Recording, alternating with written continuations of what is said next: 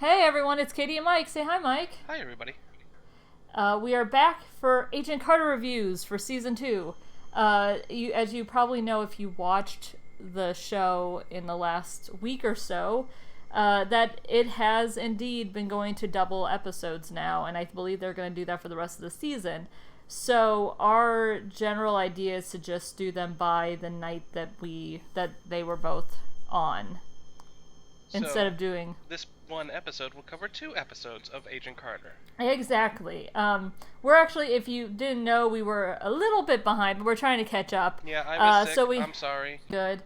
And then it took us so long to get this up, and we were already a little behind on the week before it. So for this one, we both only watched the episodes in the last few days. But we're here to talk about them because, wow, things are really picking up on this show. Yes, things have greatly. Accelerated greatly. Even though it does feel very much like they're still trying to, what's the word? Like, they're still doing little, this is the crazy thing that's happening this week sort of thing. And in this one, last time it was basically a heist. This time it's like a spy thing, which is a slightly different flavor of, like, adventure. But as you recall, so we have 2 episodes. We should get to that first. We have 2 episodes to go over. What were they called again, hun? I forget what the first one is called, but the second one, I believe, is Monster. Oh, you know what? It's Life of the Party is the first one, and Monsters is the second. So Life of the Party is this. They come up with this plan where they have to get a little bit of Whitney Frost's blood because or at least antimatter. It's zero matter. They have to get that in order to help Dr. Wilkes, who is just barely hanging on to being part of, like, I forget how they're saying, but basically he keeps phasing in and out of existence, which is not a good thing. So they have to gather some of this zero matter from Whitney Frost, but there's some problems. One, that both Peggy and Souza are well known to Whitney Frost, so she would see them coming a mile away. But also the fact that the episode just before, Peggy had got impaled and barely survived dying. And we talked about it at length, just how ridiculous that wound is. But I at least appreciate the fact that she's not going back on a mission right after, even if there's still, like, no way in which she would be able to move around, period. This is very much. Yeah, she's on desks. This exactly, is about as but much it's also like a detail very as you can comic get book Peggy Carter. wound. Because again, like, not only did she get impaled and just happened to miss all of her organs, but she also, like, smacked her head really bad to the point where I still say that she probably would have had a major head wound in any other show, and instead she's walking around. So, but in any case, they're at least acknowledging, no, she'd be injured. She can't do it.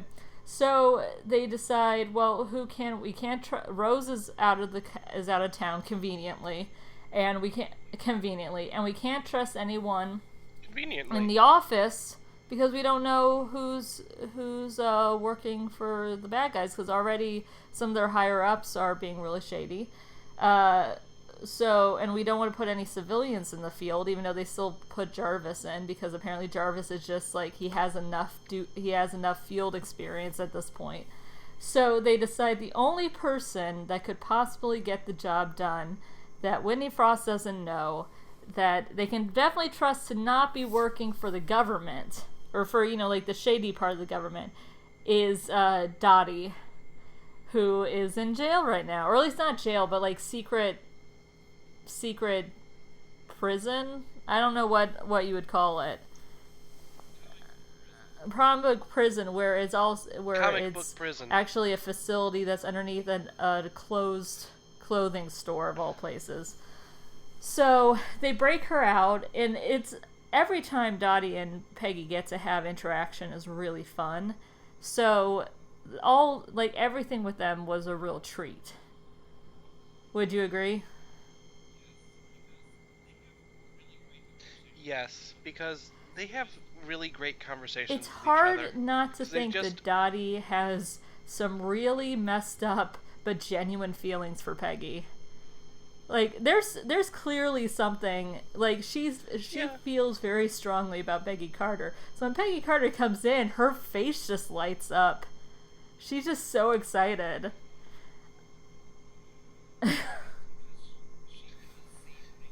Maybe it's because she does see Peggy as this challenge. That is true, And she and I wants to think that constantly be up against the also challenge. Dottie is so messed up that it makes sense for her to have affection come out in like through this very adversarial relationship, where she would probably murder Peggy whenever, you know what I mean. It's similar. I don't want to make this distinction, but it does come to mind that it is similar to like how the Joker genuinely likes Batman, even though he's always trying to murder him. Like there's some part of him that's just really glad that Batman exists for him to tangle with, you know? But yeah, so they break her out and they put a diamond necklace on her that is booby trapped, so that if she tries to take it off or tries anything shady, they could always flip the switch and it would kill her. So they have a very fast acting poison. A very fast acting and poison. So they also have a tracking device on her, and they send her in with Jarvis. The whole episode is really entertaining. There's a lot going on, and considering that Peggy doesn't get to do a lot of it, the fact that they still kept it really engaging is fun. And Yes. there's And Peggy gets to have some yeah, nice that conversations happened. with So Zozo in this apparently episode. the fiance is just gone. Like they broke it off. And I do like the fact that immediately Peggy goes into friend mode, and it's like, how? No, that you are. Who does she think she is that she could say no to you? You are a perfect candidate for husbandness. I don't think she says it like that, but she's very much like, I'll talk to her and explain to her how great you are. And he's like, no, that would be the worst idea ever. And there's a whole gag where she asks why, and he finally says, because she thinks that I'm in love with you. And Jarvis, who has his earpiece in, hears all of it. And his responses are, like, his physical and facial responses are amazing.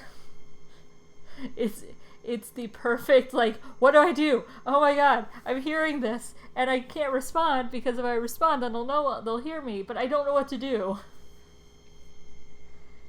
And then everything goes to hell after that, because at that point, Dottie had been found out by Red from that '70s show, and then she gets captured. I'm trying to think if there's anything in between there. There's a really good scene because they see Thompson. Yeah, they see Thompson there. And immediately Dottie's like, can I kill him? I'm allowed to kill him, right? Like he's clearly back. We can kill him now, right? Because I really want to kill him. And like a tutting parent, Peggy has to say over the mic, no, you are not going to kill him. You don't get to kill anybody. No, stop it. But no, there's that great scene with Jarvis and Thompson that I thought was handled really well, didn't you? Yes, because Jarvis gets to be a little bit, just a little bit and of he a does. word of It's warning fun to him. because he does it without actually giving away anything. Like he doesn't say anything incriminating. Thompson's very suspicious already. He's like, it's clear you clearly were sent here by Carter. She's clearly has her hands in something. What are you doing?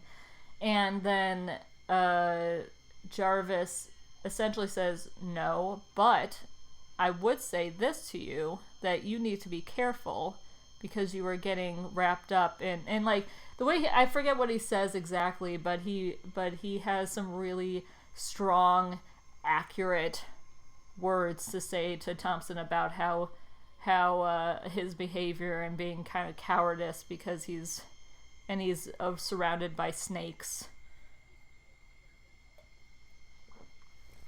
But yeah, I thought that was done really well.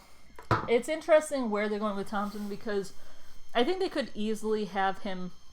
He has enough deniability at this point that as long as once he knows for sure that something bad's going down, he actually chooses to do the right thing. They might end up going that way where he decide, he's very suspicious at this point. And it's pretty clear that he's not completely in the dark about what's going on, but there's still enough deniability on his part. You know what I mean? Like, he's just at the point where if anything else happens... He thought that the guy was going to be a senator, and he was going to be working with the senator, and, he has dreams of grandeur, sort of like. And he's thinking it in a, helping the country sort of way. Rather than helping this shady I don't think his intentions are nearly that pure even to himself. I think he's thinking of it as playing the game, but I don't think he's thinking of it as he's an accessory to something extremely illegal and mutinous, which... Yeah, but it's not to the point where, like, I don't think he knows anything about what Whitney Frost is doing. When he gets to that point, I think it's going to be one of those things where he has to decide whether he's in too deep and he has to keep going or he's going to do the right thing. I don't know either way. I feel like honestly they could set him up for a good fall that would, because I feel like if they make him a good guy after all, it's almost the weaker ending, for him to be like fairly sleazy even now, but then decide to go back and be okay, even though you get what I'm saying? Yeah, I've been saying from the beginning of this one that I think they're setting him up for a fall, even though I totally thought that he was going to get betrayed and completely just like, oh, you thought that had meaning? Well, no, not really, not at all. I was just using you. I really thought that's how they were going to play him, and then he would end up with nothing. But I'm kind of thinking he's just going to sort of get squirreled, like he's going to end up seeing that he's not. Yeah, I'm kind of in between because we'll get to the second episode coming up. But with this first episode, I still feel like he's still in that middle ground where he could easily... Well, wait, maybe it was the second. Maybe it was the first episode where he goes to Peggy. Do you remember? It's hard for me to remember because it was like I watched the episodes, back to back, like a lot of people did. But whatever. So, yeah, I'm interested in what they're doing with Thompson. Besides that, I'm trying to think what else happened specifically in the first episode. I mean, Jarvis was great. I like him stepping up to the plate as far as a action guy, He continues to just be very delightful. And, it's... He is the bumbling he's a bit spy. of a bumbling spy. And he has these new glasses that are the new, I think they're supposed to, I forget if they were, is it listening? But yeah, he's like, oh, I have these new glasses. I think they're rather fetching, he says to Thompson. Besides that, really the greatness of that episode goes to Dottie, because Dottie's so good in it. That actress just knocks it out of the park. I'm looking up what her name is because I know, she did such a good job it's Bridget Reagan. she did such a good job last season, and this season it's really nice to see her play that the like unhinged part of Dottie more. And there's a lot going for that character as far as a foil for Peggy, especially in relationship to Whitney Frost as another foil for her. You know what I mean? That's what I like about the show. There are a lot of women characters on this show, and a lot of them have really interesting nuances to them, like really weird, especially with the more villainous female characters. They have a lot of weird tics and stuff that I like that they're kind of digging into that. And then the other great person in that episode was Whitney Frost when she finally gets rid of her husband. Yeah. I kind of I saw from the coming. episode before when he secretly called while she was asleep. I was like, oh yeah. Well, really? I saw because that was one of the last scenes from that episode. Was she had fallen asleep and he had called and he was like, I need an emergency meeting. I know that's not how this is done, but we need to talk.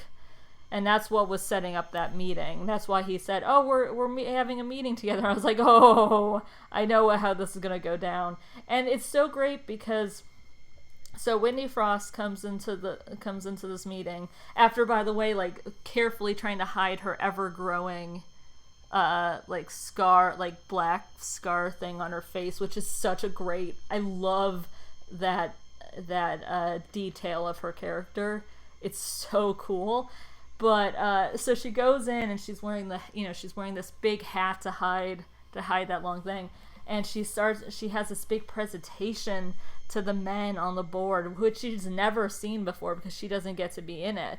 And so you can tell that she feels like this is the next step and they're going to take me seriously. She shows them how she can eat the rat with her hands, basically, like just turn it into zero matter and eat it. And she's so like radiant and proud of herself, and she thinks that they're going to like embrace her into their club of power, and then instead they put ropes around her neck.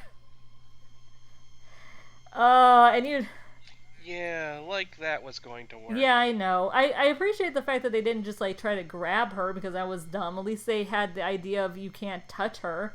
But and it was the husband's doing, and she ends up, it turns out she has the new power of being able to let the black zero matter like move for her out of her, crawl up to the guys and kill them. And when she realizes that it's her husband who did it, she kills him. Well, no, first she kills like half the members of the board, and then she kills her husband. And then the last 4 on the board, she's like, okay, well, now I'm in charge. You're going to listen to me. And now we're going to do what I want to do. So it was a great scene. It was so good. And yeah, so that was really the episode. I know we jumped around quite a bit, but that was the crux of the episode, is that Whitney and her and the guys that's working for her now are have captured Dottie, and at the same time, around the same time, not Jarvis, Sousa told Peggy that he was in love with her, and they do get the antimatter or the zero matter, so that's the one good thing. But now Dottie's gone, and that's where that episode ends. And basically, that Whitney has taken control. Yeah, Whitney has taken control, everything. And there's a scene where again Jack. Yeah, you know what? That scene with Jack and Peggy in the morning does happen, but Jack Thompson's gets told by the.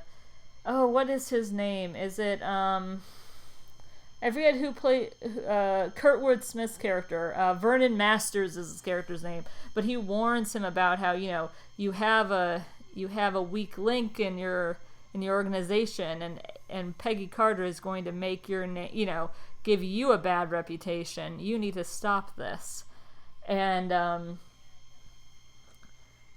think it was at that point too that it's highly implied that that one of the reasons why Jack won't dig up dirt on her is because she already knows that stuff about him from last season, and his record in the army really was. But it's also I think genuinely it's also that he's not that big of an asshole, I don't know if he would do anything that dirty yet, but I think that there was enough push on him that he might end up doing it. But he ends up going to Peggy, and Peggy ends up resigning because he's telling her to go back to New York, and she's like, no, I'm not going to. And yeah, again, it's a really good scene because it shows like Peggy doesn't get pushed around. She doesn't want herself to get pushed, you know what I mean? And when it's something important like this, she won't let herself get intimidated like that. Pushed around or basically, you're off the case. Yeah, exactly. You can't. So she turns in her badge, and life goes on because the show is still going. So with that, we get into the second episode because I think we're to that point. Can I talk about one sure, more point? One more point. I still kind of like the Dottie escape scene where, because they have that little interrogation in the room. Oh, yeah, yeah. And then Peggy tells her, when you get outside, turn right.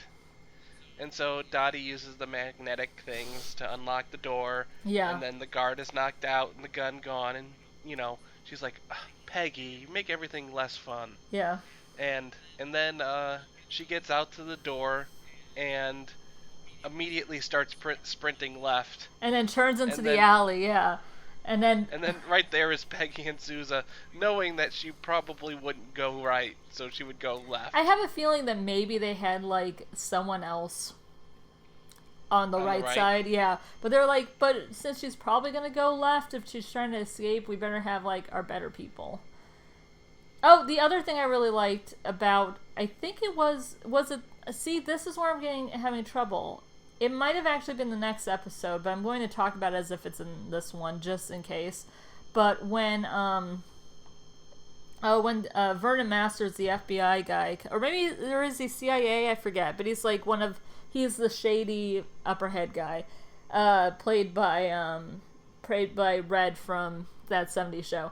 But he goes to Sousa, and he has this fake case for him, but it's for the plutonium that they had taken a few episodes ago.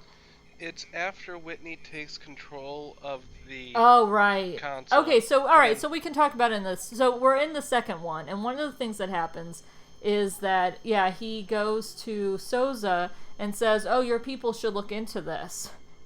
And it's just all it is a veiled, like, you need to give up Carter, or else I'm going to have, like, or else something bad could happen to you and your office. Which kind of stinks. And then later on, Sousa gets beat up. Basically, it's a bad episode for Sousa. He has a lot of stuff. He's taking some bumps. Mm-hmm. But they're clearly starting to center in on our heroes in several ways, and that's the way that they do it for Sousa's character. And I really like the acting when he's in his office with Vernon Masters, because it's so obvious that he knows what's going on, but he still keeps a straight face. And it's lit well, like it's a lot of shadows and stuff. I really like that scene though. And there's a whole thing where Master starts to do the whole spiel about, him having to think about himself and playing the game. It's like almost the exact same one he gives Thompson, where he talks about how, people love a hero, people love a story, people love a war hero, you could do good. And instead of like Thompson does, where Thompson kind of plays into it, Sousa says, I'm not a hero, I'm just a guy doing my job, and then escorts him out, which is really good. So besides that, I'm interested in seeing where Wilkes goes with it, because he is not having a good time right now. He's building... You mean Sousa, right? No, Wilkes. You were just talking about Sousa, right? I know, but I transferred over to... I transitioned. Okay. Maybe it was not a very good... Unless you had something else to say about Sousa. No, but I kind of... I have things to say for, by the end of the episode, but I'm not going to go about it at the beginning of the episode. Okay. So, Wilkes is having a rough time, though, and I find it interesting because there are a lot of ways it could go. He's obviously angry, for good reason, and he's feeling like... And Peggy is so focused at the beginning of this episode on getting Dottie back, which, to be fair, is understandable because she's Dottie's a murderer. a big threat. Yeah, Dottie's a big threat. And she's responsible for her being loose. Exactly, and she knows a lot about them. But also the fact that, there are a lot of reasons why I could see her, wanting to focus on that first. And Wilkes points out, I might not, I don't have the time. I don't have the time to wait around for everyone else to decide that it's okay, or that it's safe enough to start working on me again. We need to do this now. So they end up building that machine and actually making him stable enough, but only in that space.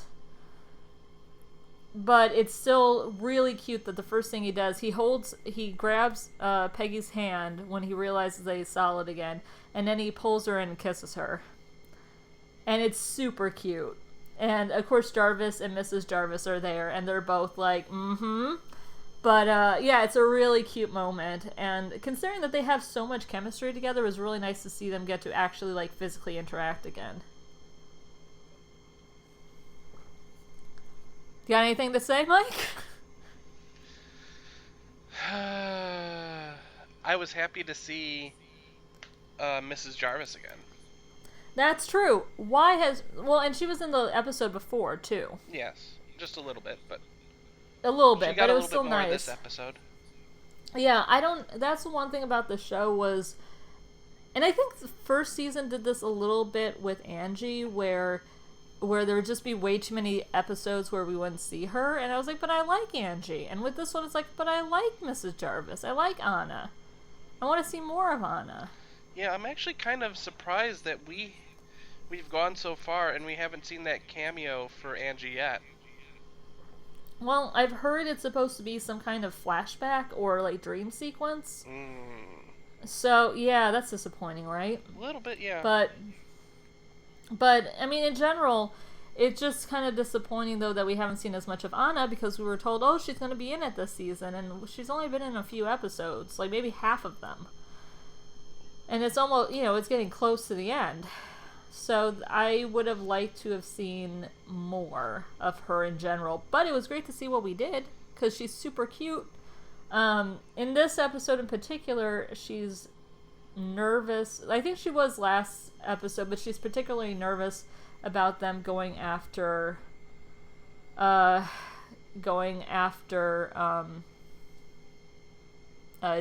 and Whitney Frost and everything, because it's just gonna be him and Peggy, and things are getting heated up, and they clearly think it's a trap. So there's a lot with her where she's not being like, no, you can't do this, but she is very cautious about it. Very. Which I can kind of understand, considering her husband is not really, It's not as if her husband is trained as a spy. He's a butler. who happens to have like picked up some. And I think she says to Wilkes, because she and Wilkes have a really cute scene where they both eat dinner together because they're spending time with each other, and they have a sort of friendship going on.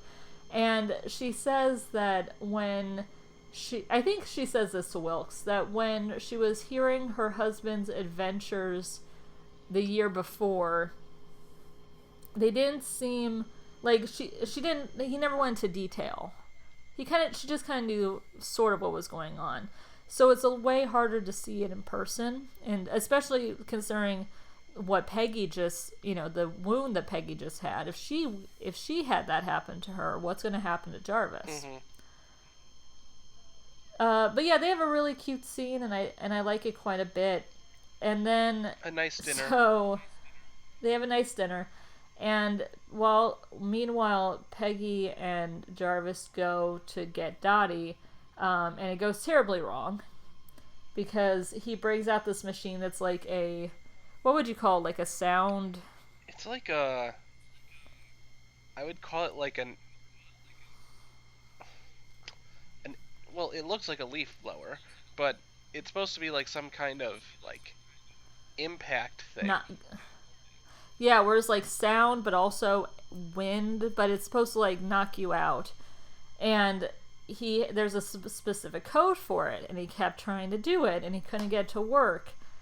And then so once they're captured, he realizes when they're about to get out, because they finally slowly get out and get Dottie, and he realizes that he had the wrong password, because there were a few. The password that was the passcode that's the measurements for one actress, he was using the other. So instead of one that was happening right away, he ended up sending the code for the one delayed. that was a delayed response. And then suddenly you hear a and everybody's falling down, which is convenient. The hallway is a lot messed up. Yeah, and we get more Peggy Dottie interaction, but what really was good is the Dottie stuff that came before Peggy got there, which we're backing up a little bit. But one, Dottie gets tortured or gets like threatened by Red from That 70s Show's character, and Dottie is not like Dottie has zero fucks to give during that entire scene, and it's amazing. He's trying so hard to scare her and talk about how he's tortured like a Nazi Holocaust doctor's wife who something like he gives this big spiel about it and how like he tortured her so he can torture Dottie, and Dottie's just like, I pulled out my own teeth. I pulled out my own fingernails. I pulled out my own hair. I have a high tolerance for pain. You aren't going to break me. It's so enjoyable to watch Bridget Regan's just play this character, because she's so unnerving, Gosh, I love her so much. Like, and then he gives her the truth serum, and she just goes, mother's milk. It is like she's so messed up, and I really appreciate how I like that she's so messed up, and yet like all of her weird tension stuff doesn't go towards like a male hero; it goes totally towards Peggy. Because a lot of times, like a weird unhinged character like that will become like hypersexual with a male character. Nope, not at all. She's Peggy's Harley Quinn. No, she's not even that, because Harley Quinn, like, she has a thing for the Joker, but Peggy isn't the Joker. It's more like, I mean, in all honesty, it's more like Peggy's Batman and Dottie is Catwoman. Good analogy. Except, like, the more weird, unhinged Catwoman, not like the cat burglar one. Batman the Batman Returns one. And it's not even the best analogy, but I'm going with it. So the other great thing about Dottie in this episode, which is seriously disturbing, but it's done really well, is Whitney Frost talking to her. Oh man, her, which is the exact opposite. Yeah. It turns out. So we just had Dottie say how all these torture techniques do not scare her. She's not. She has a high tolerance for pain. She's not intimidated. And then all Whitney Frost has to do is use her powers, the black powers on her, and like nearly kill her. Like she has the black stuff gargling up her mouth, and then Whitney lets go, and says, "Tell me what I want to know." And yeah, Dottie just spills everything. Dottie spills everything. It's so, and she's broken. Yeah. And she is like pain terrified. And fear. Yeah. And this is like, what a brilliant way, because we've already, first of all, it's not as if this is the only time we've ever seen Whitney Frost be intimidating. We've seen it. We've seen her powers being used. We've seen her be really intense and chilling.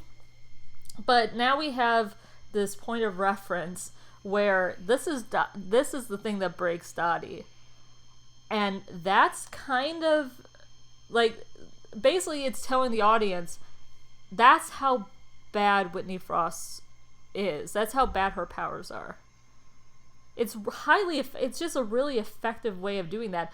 While already, we already had a sense that they were really powerful. I mean, Peggy has said herself that it hurt bad, but we know that her powers could even break Dottie. Yeah. And one of the things about it is that, is this the first time she's used her powers and not ended up killing the person? With Peggy too. Okay. And I think maybe but Peggy got away, whereas Dottie had to stay. Yeah. Right? Yeah. Peggy broke it off and got away. Yeah, I think every other time she's used it to kill. Yeah, she's used it to kill. So this is showing that she can use it for torture and keeping people. Yeah, I think and also that like until the very last second she could pull back. Yeah. So anyway, so that's all happened. Peggy goes to rescue Dottie, and then they realize that the trap was not for them. It was not for Peggy and for Jarvis. It was for the people that are still at their mansion. Specifically, it's for Dr. Wilkes. Because Dottie told her about Dr. Wilkes being alive and being this ghost, she called him. So, and she's like, immaterial. Something, yeah. So I have to go see this. So Frost goes to the mansion, yeah, and sees Wilkes, and they have this talk where she's trying to convince. I couldn't tell quite, because I only watched this through once, but she's pretty convincing for a while at least that why are you even working with these people? You know that the only reason why you were hired, it wasn't for your brilliant mind. It was because they knew you could be paid cheap because you were desperate. So, and like, why do you want to work for all these people? Instead, we could work together to do much more.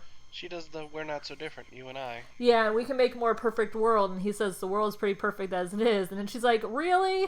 And even at that moment, I'm like, yeah, Wilkes, I mean, you're in the 1940s. You're a black guy in the 1940s. I think it's fair to say that the world is not okay the way it is for you and for, just saying. Yeah, that's a little bit too optimistic, my friend.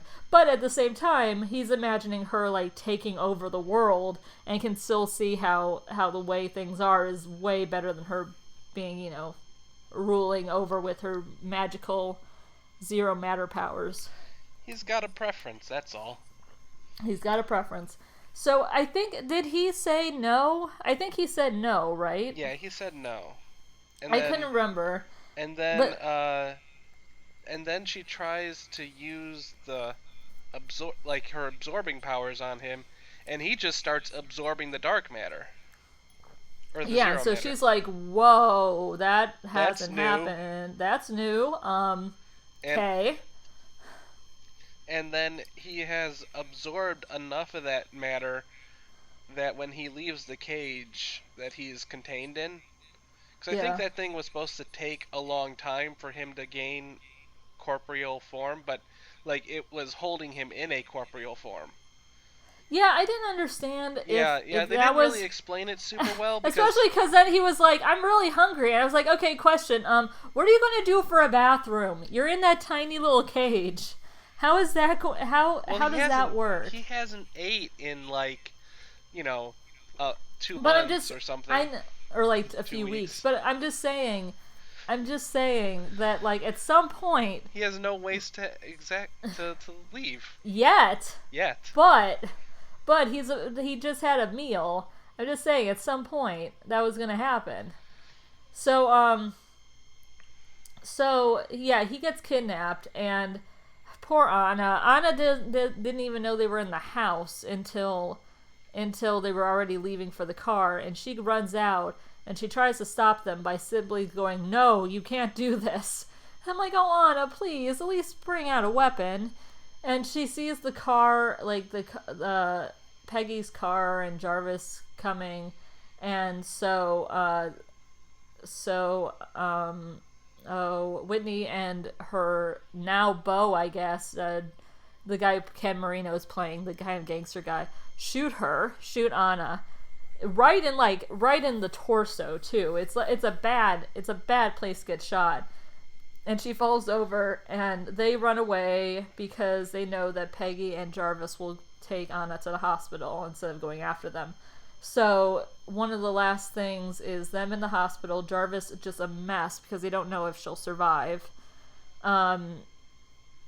Which is it's super depressing. And Jarvis a mess at the hospital is where we close the episode. Well, but also a little bit before that. Yeah, you wanted to talk about this, right? Oh, well, because I was going to say calls... Dottie was in the trunk of Jarvis's car and escapes at the hospital. Oh, that too. But besides that, Peggy calls Souza, who had She calls the office. Oh yeah, she calls the office. And she's like, "Director, please." And who answers the phone but Vernon Masters, who has taken control of the entire office over Souza. Yeah. After his nice encounter last night, which has left him a little bit battered and injured, but still able to come into the office. because some people because he was going to go over to the Stark mansion, and instead he was beaten up by some thugs at his house. So he's not doing great. Clearly, he's not doing great. Yeah, since the thugs were in mass, I'm going to probably safely assume that they were people in his department. Just told by Vernon Masters, if he leaves his house, beat him up. Maybe, but at the same time, I could almost see it being like anybody else. Any other goons. Hired goons. I wondered if maybe one of them was Thompson, because I thought we heard one of their voices. We did hear their voices. But I think it's going to be someone from the office. I don't think they're going to actually reveal it, because I think that's almost too little to reveal. But it's weird that they were wearing masks. Because usually when you get hired goons on this show, they're not wearing masks. Yeah, but they might have also wanted to be like, oh, we're thieves. I don't know. So, hired goons. Where do you get hired goons? It's a comic book adaptation. They're going to be hired goons. I'm not wrong. Oh, the other thing we learned was that Dottie has been completely rejected by the Soviet Union. Yeah, she's sort of. Like ever since last season when she had gone off of the country. Yeah. So basically she has no that's the thing, she has no reason or no focus, no reason. So whatever she was doing with that pin in the first episode, it was clearly to find some of that focus. Or I was thinking that she might have been using the pin to get back into good graces with her own government.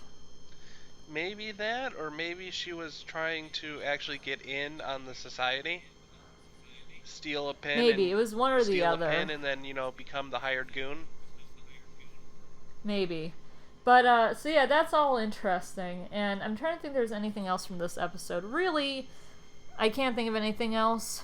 It was good. They were both really good. I'm just excited for, like, what's coming up next. I kind of get the feeling that Dottie kind of wants Peggy to offer her a job.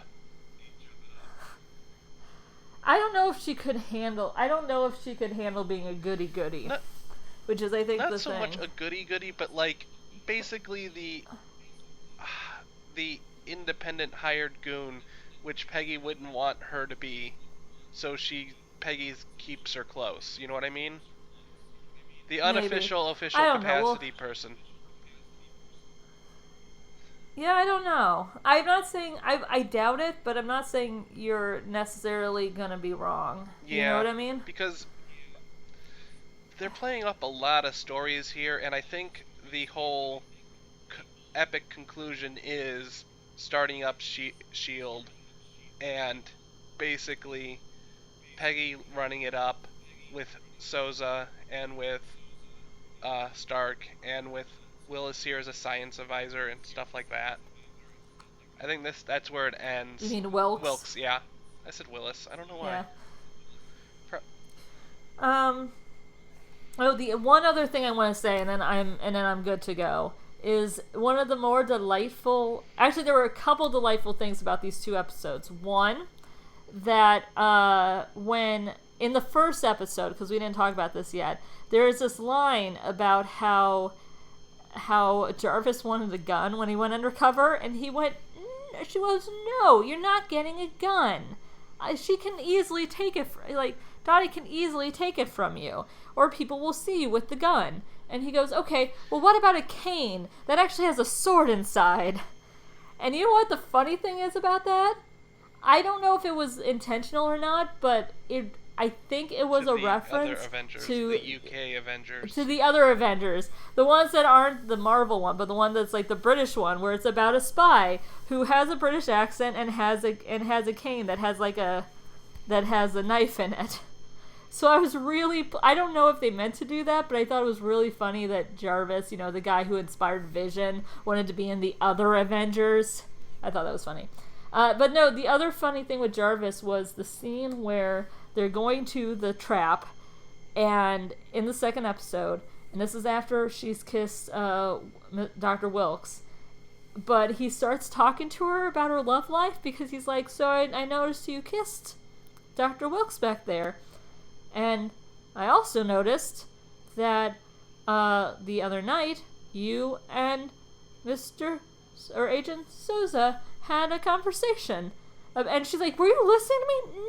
"No, I just happened to, over here. It's not my fault." And he starts going over, like, you have Dr. Wilkes who's easygoing and kind and has that gentle smile, but then you have Sousa who's strong and brave and has those soft eyes. And I'm like, oh my gosh, Jarvis describing Peggy's suitors would be my favorite TV show ever. Just like a whole show just about him describing this, because it was delightful. It made that whole scene was just it just sums up so much that's so good about that dynamic. I love their friendship so much, but just the fact that he was kind of getting involved in her going like, you are kind of leading them on just a little bit. And she's like, I'm not trying. No, I'm not. No. It was good. I liked it a lot. Jarvis is great. Do you have any other... Jarvis is great. I'm so glad we got a second season of this. Do you have anything else that you wanted to bring up? Anything before episode? I forgot to mention it when they captured Dottie, but they use a net cannon. Yeah, that was fun. And then she's You like, usually really? just mess up a guy's hair. Well, and because also like the net in question is so weak looking. It's like it's such a comic relief, like doop doop, and then it ends up actually electrocuting her. So that was fun. Oh, net cannon. So I think with that, I'm ready to go. Yeah, me too. All right, so we'll see you next week for the next 2 episodes. Bye, everybody. Bye.